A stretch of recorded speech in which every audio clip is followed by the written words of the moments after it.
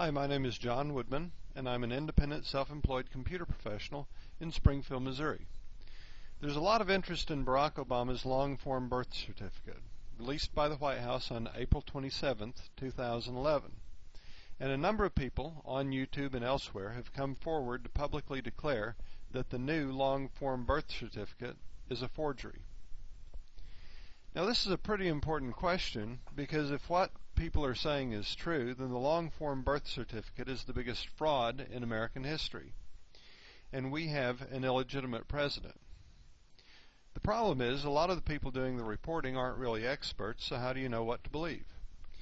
Therefore, I would like to bring you the expert evaluation and try to do so in such a way as to make it as understandable as possible and let you see exactly why I've come to the conclusions that I've come to. And you can compare that to what other people have to say on the issue and decide for yourself. But whatever side of the question you're on, let me warn you, if you've got a dog in this fight, and a lot of us do, I can't guarantee that we'll find what you want to find. We may find some things you like, and we may find some things you don't like. So let me ask you, are you willing to go where the facts lead us? You are? Good. In this first video, I'd like to introduce the major questions swirling around the birth certificate and also at least introduce our first mystery. We may not come to a conclusion on our first mystery, but I can guarantee you're going to see some things that few people have been talking about yet, because already in this first video, we're going to start digging deeper than most people have dug. If we're going to put Barack Obama's birth certificate on trial, first we need to know what the charges are. Here are some of them. That the layers found in Barack Obama's birth certificate prove that it's a fake. That the birth certificate has no official seal. It is therefore an invalid document that proves nothing. Some of the text, including the birth certificate number, shows clear signs of being edited. What's with the mysterious white halo around the black letters? There are different sized pixels in this document. The charge is that this shows the document has been edited and is therefore a fraud. Carl Denninger says he has what he calls a trump card, that kerning, which was not available on typewriters in 1961, proves that this document could not have been produced in that year.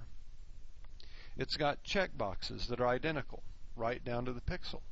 And these aren't just plain square check boxes, they're very distinctive and characteristic and look like they've been duplicated.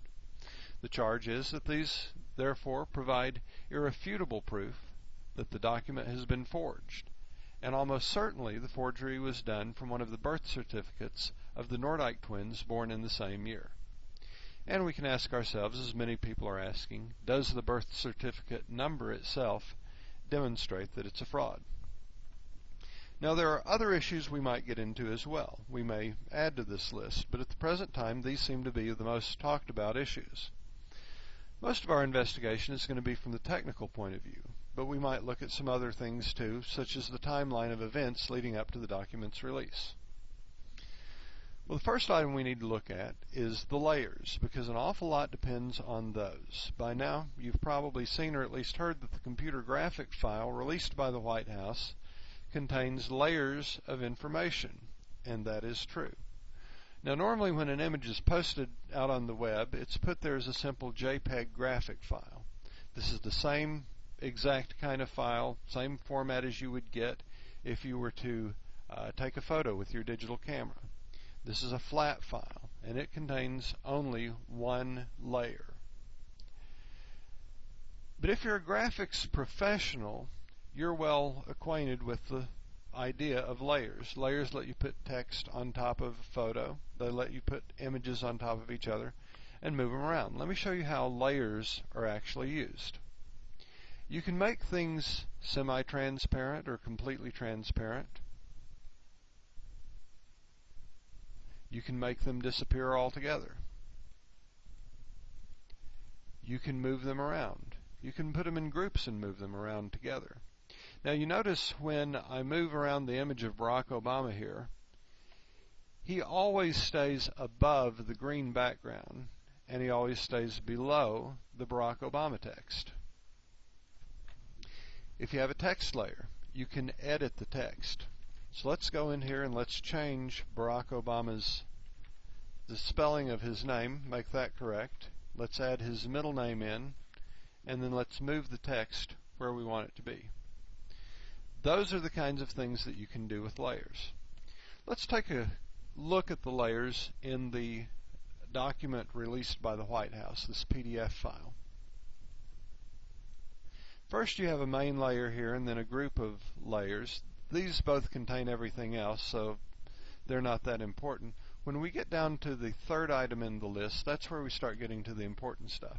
The third item is just a clipping path, and we can see we can make these things visible and invisible. When we make this invisible, the border changes. A clipping path is just something that's used to block other stuff in this case. And basically all that does is provide this nice border here by blocking out some of the background behind it. The next couple of things don't do anything obvious. The fourth layer or element is where it begins to get interesting. And when we click off on this one, we find that all of a sudden the NON in the word none disappears. And that's the contents of this layer, the NON in the word none. Well, that's a little bit odd. Why would we have a layer that just consists of the first three letters in the word none? If we look a little bit closer, we can see that those three letters are actually a bit different color than the E in that letter. Our next layer here is a date. It's a date stamp on the left side of the paper or document. It says August 8th, 1961, and when we turn the layer off, it goes away. Except like the none, it doesn't go away completely. It leaves behind the 1 in 1961, and you might ask, well, why is that? Isn't that a little bit odd? Our next layer is a similar date stamp on the other side of the document. Same thing, except when we get rid of this one, we're left with the 19 as well. And not only that, something even a bit stranger. Not only does that layer control the August 9 and the 6, it also includes the word date, the letter A. See that? And even stranger, it includes the dash in the date above it. Very, very odd. Our next layer is another date stamp. At the lower left, the more recent date stamp of April 25th, 2011. And our next layer is a stamp as well, the stamp certifying that it's a true copy and with the signature of Alvin T. Onaka. Now, you may also notice that when we eliminate these layers, we have something else that's very strange too. The signature of Alvin T. Onaka is still visible in white. And in fact, behind all of the letters that we've gotten rid of, there's a white kind of background available. In fact, even when the layers are there, you see the white background to it as kind of a halo around those. Now, what's even more odd is this white halo appears around everything in the document. It appears around the lines. It appears around the letters that we haven't tested yet. It appears around literally everything in the document, and we'll see that in a moment. Our last two layers control almost all of the content of the document, everything except the NON and none and the date stamps and things like that. Watch what happens when I get rid of the next to last layer.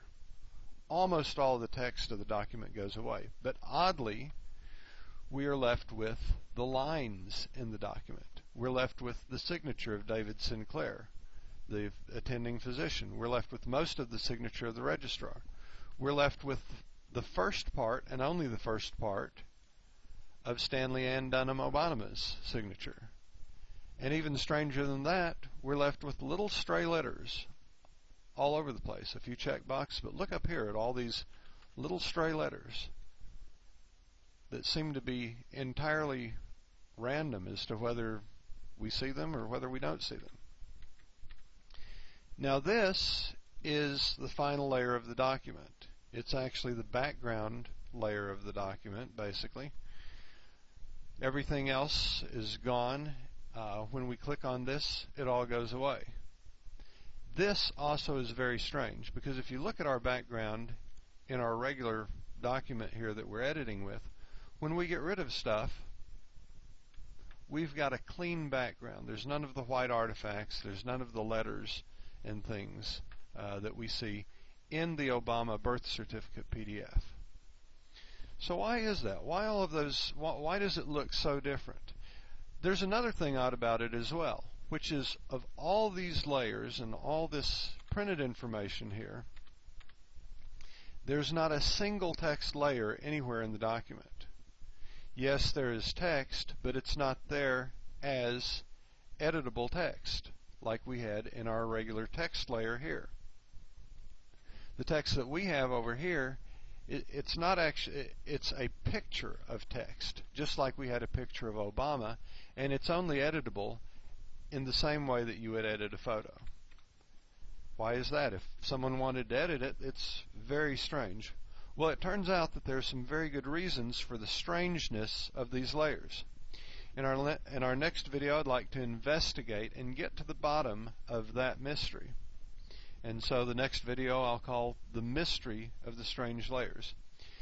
If all goes well, I would like to make a series of these videos, but I need to know that people want to see them. So I'm asking, if you would you please subscribe, and also to make sure that you actually see the videos and are kept up to date, would you subscribe by clicking on the subscribe button at the top of the video. This isn't going to get you any spam email, isn't going to get you any email at all. All this will do is make it so that when you go to YouTube, and I've uploaded a new video at www.youtube.com, you'll be able to see that on the YouTube page. And would you also, if you appreciate an honest expert look, please go just below the video, click on the share button, and then email, Facebook, or Twitter to your friends, and that way they can find out what's going on as well. Thank you. Thanks for watching, and I look forward to the next chapter in our mystery.